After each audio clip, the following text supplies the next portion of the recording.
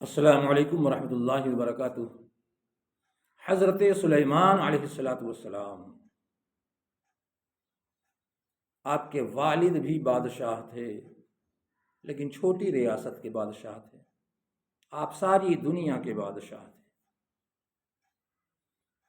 اس دنیا میں 4 بادشاہ ایسے گزرے ہیں جنہوں نے ساری دنیا پر حکومت کی، اور 2 کافر 2 مومن۔ کافر میں ایک تو فرعون ہے، دوسرا نمرود ہے بخت نصر۔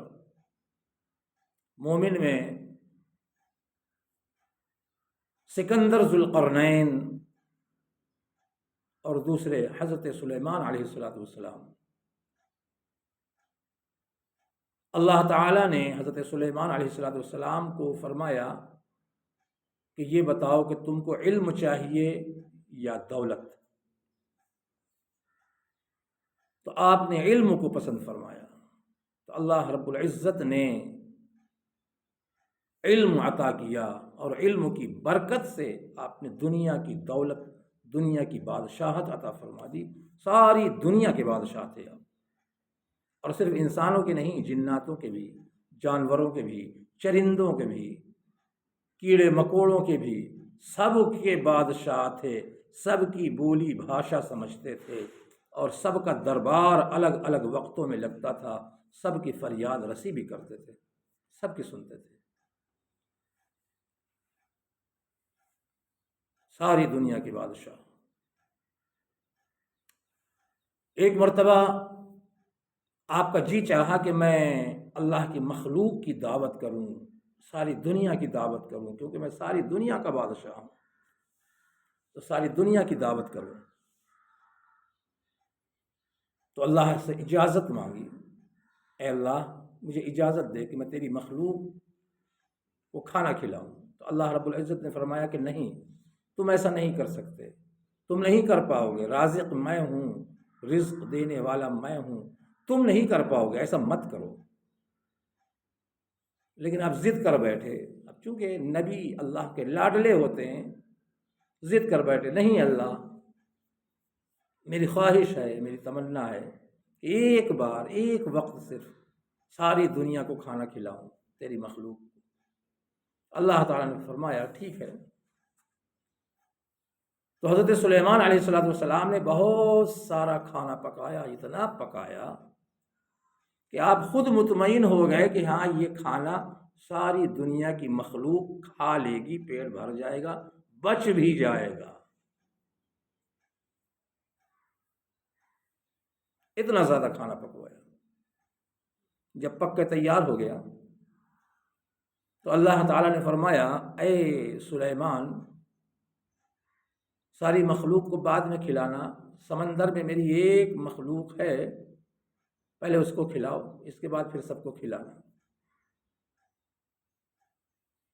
حضرت سلیمان علیہ السلام نے حکم دیا تو سمندر سے ایک مچھلی نکلی، اور اتنی بڑی مچھلی تھی کہ اس نے سارے کھانے کو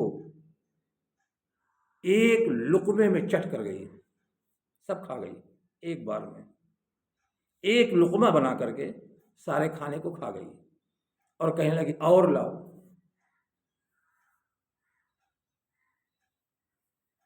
تو حضرت سلیمان علیہ السلام حیران ہو گئے دیکھ کر کے کہ یہ کھانا تو ساری دنیا کے لیے تھا، ساری مخلوق کے لیے تھا، یہ اکیلے کھا گئی اور کہہ رہی اور لاؤ۔